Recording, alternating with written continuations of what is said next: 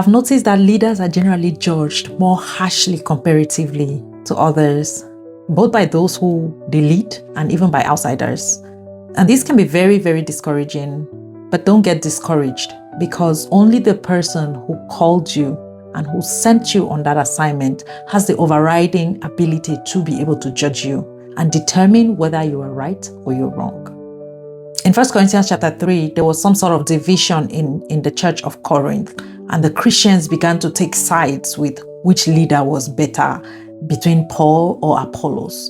They'll say things like, I'm a follower of Paul, and the other people will say, I'm a follower of Apollos. When Paul was writing to them in this regard, he addressed this behavior as gross spiritual immaturity. He said that they were all sent on different assignments. He was sent to come and plant the seeds in the church of Corinth and bring salvation. He came and set the foundation, and Apollos was meant to water the seed that he had planted and raise discipleship. However, when this division came, the Corinthian Christians began to make it seem as though one of the leaders were better than the others. But does that sound familiar?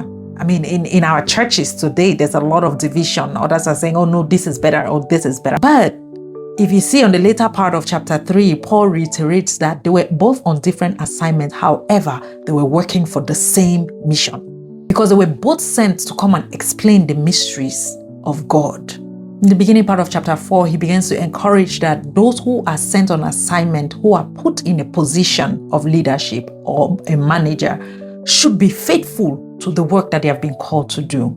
But then after that, in verse 3, he later now begins to explain that it doesn't really matter to him what the people think about him, how they judge him. Why? Because they are not the one who sent him. And so this is just to encourage the leaders.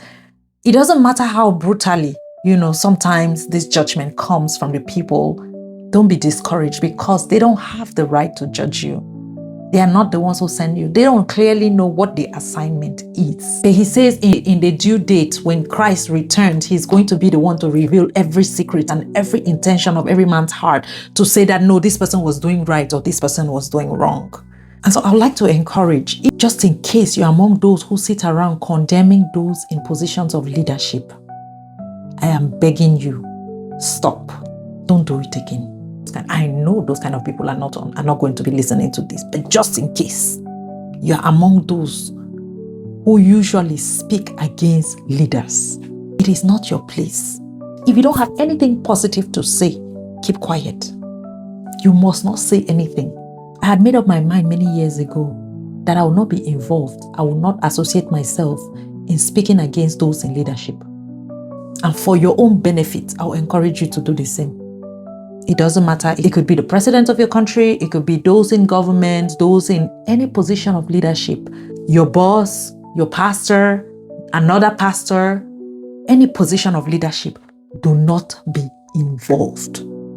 If you don't have anything positive to say, don't talk. Pray for them. The Bible says our responsibility is to pray for those in leadership and in positions of authority, not to judge them. We did not call them, so we don't know the specific assignments that they were called to do. And it is not our responsibility to judge them, whether they are fulfilling their assignment or not, because we don't even know what it is. This is the place where you have to exercise self-control. Hold yourself. I know that sometimes those discussions are very juicy, that you just feel like you have to contribute. You have to make your point known. Have you ever seen those kind of people who say, oh no, I have to tell them the piece of my mind. I have to give them the piece of my mind. Uncle, auntie, I beg you, don't give the piece of your mind, please. Stay quiet. Pray for them if you don't have anything positive to say. Because whether you like them or you approve them or not, those in positions of authority, the Bible says, have been placed there by God. Doesn't the Bible say, touch not my anointed, do my prophets no harm? That's how people heap curses upon themselves. Please abstain. Restrain yourself. Practice self-restraint in speaking against those in leadership. I know that it might be a struggle for some people, but suffer the consequences and swallow your words if you need to. It is for your own good, though. 1 Corinthians chapter 4 from verse 2 to 5. It says, now a person who is put in charge as a manager must be faithful. As for me, it matters very little how I might be evaluated by you or by any human authority. That's Paul talking. I don't even trust my own judgment on this point. My conscience is clear, but that doesn't prove I'm right. It is the Lord himself who would examine me and decide. So don't make judgments about anyone ahead of time before the Lord returns, for he will bring our darkest secrets to light and will reveal our private motives. Then God will give each one whatever praise is due. Pray for your leaders. Don't judge them.